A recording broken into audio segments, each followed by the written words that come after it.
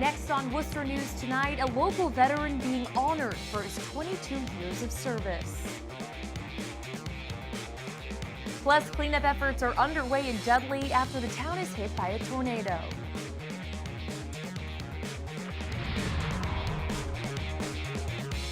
Good evening and thank you for joining us. I'm Anna Botari.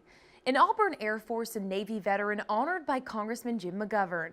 Michael Lazanis receives multiple U.S. military medals for his 22 years of service. Auburn veteran Michael Lazanis is being honored for his service to the country. I really appreciate it. Congressman Jim McGovern presented him with multiple medals, including the National Defense Service Medal, Vietnam Service Medal with 1 Bronze Star, an Air Force Longevity Service Award ribbon with 3 Bronze Stars. I get to do a lot of interesting things in this job, but nothing gives me greater satisfaction than to say thank you to our veterans. Lazanis served 4 years in the Navy and almost 18 in the Air Force.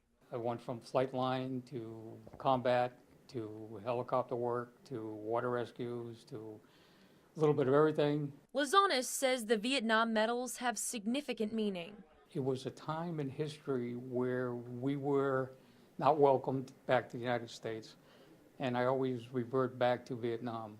We were over there fighting for the rights of everybody at home. The true heroes are those that never came home, and I reflect on that all the time.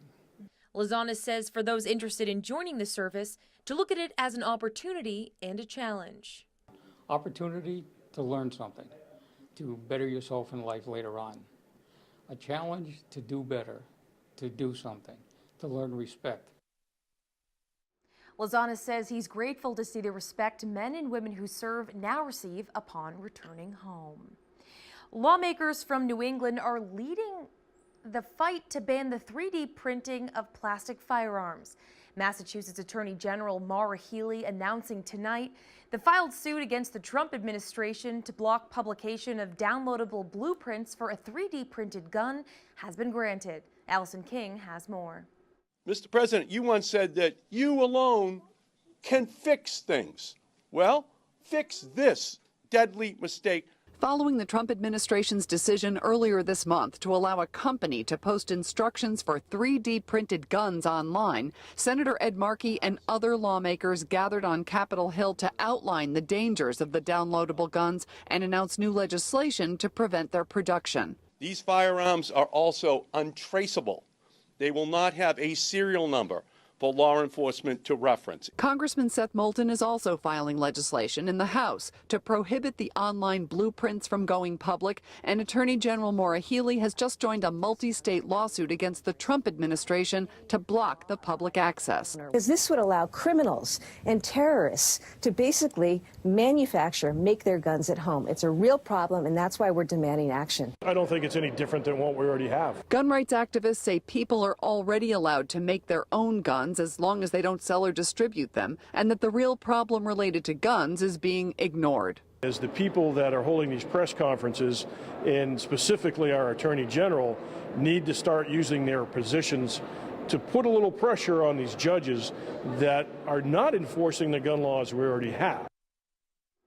Attorney General Healey tweeting out tonight, "Today's win is just the first step. We will keep fighting to stop the Trump administration from allowing criminals and terrorists to build untraceable and undetectable guns at home with the click of a mouse."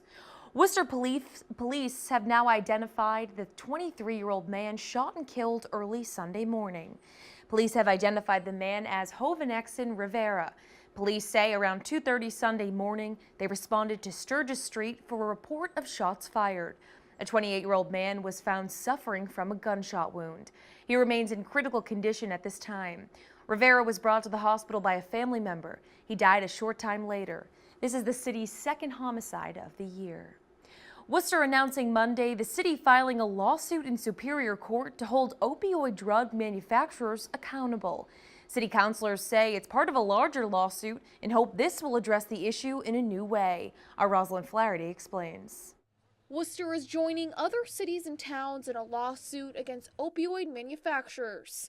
The city announced they will hold 8 large companies accountable for substantial damages. To address where we are right now, we have to really understand where we've come from, how this started. The complaint alleges prescription opioids are a gateway drug to heroin. The city says, according to data, approximately 80% of heroin users got their start with prescription opioids. City Councilor Sarai Rivera says the lawsuit shows strength in numbers. Tackling the issue of the opioid crisis has been one of the strong issues that we've been dealing with. It makes sense to be able to kind of really get on board collectively with other municipalities to address this issue in this way. According to the Massachusetts Department of Public Health, there were 257 opioid-related overdose deaths in Worcester County last year. I see needles, I see things lying around at all times, so I think it would be beneficial. The suit is seeking damages, which would go towards things like an increase in first responder costs, Narcan training, and addiction programs. The good thing is that we're finally talking about it in the right way, and so for too long we were criminalizing a health issue. The lawsuit does not cost the city any money. People like Colette Kalageropoulos think it's a great first step to combat the crisis. I've seen it go down, I've seen it go up, I've seen it go down, and I think now we're raising the bar again, and I think we all have to participate in that. Rosalind Flaherty, Worcester News Tonight. Worcester police are asking for information about the death of a 38-year-old woman. Police posting these flyers around Lake Park, where Marlene Blue was found face down in the water Saturday. They say she was known to frequent the park over the past several months. If you were familiar with her or saw her vehicle in the days leading up to her death, you're asked to call police. They say it's unclear if she drowned. The exact cause of death is still unknown, pending results from the medical examiner's office. The Millbury police chief taking racial slurs made by a group of high school students seriously. Chief Donald DeSorcy says a group chat with a racial slur was shared on social media last week after another student hacked into the group chat and took screenshots of the comments. The chief says all of the students were called into the station to discuss the situation. He says now the superintendent is looking into hosting peer leadership programs. An organization built by Marines is in central Massachusetts Tuesday, working to help communities affected by last week's tornado. Team Rubicon says they're helping Douglas residents with restoration efforts. Our Brittany Schaefer has more on their work.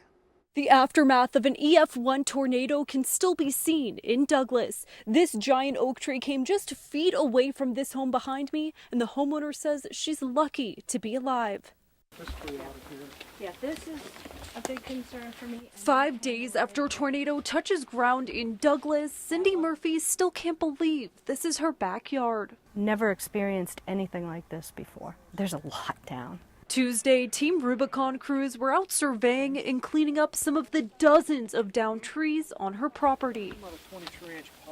The Veteran Disaster Response Group sent dozens of volunteers to Douglas to help homeowners with their private property where state agencies cannot. We have our chainsaw operators, which are sawyers, so we're going to employ those teams out in both areas to try to help clean up the debris from the tree fall.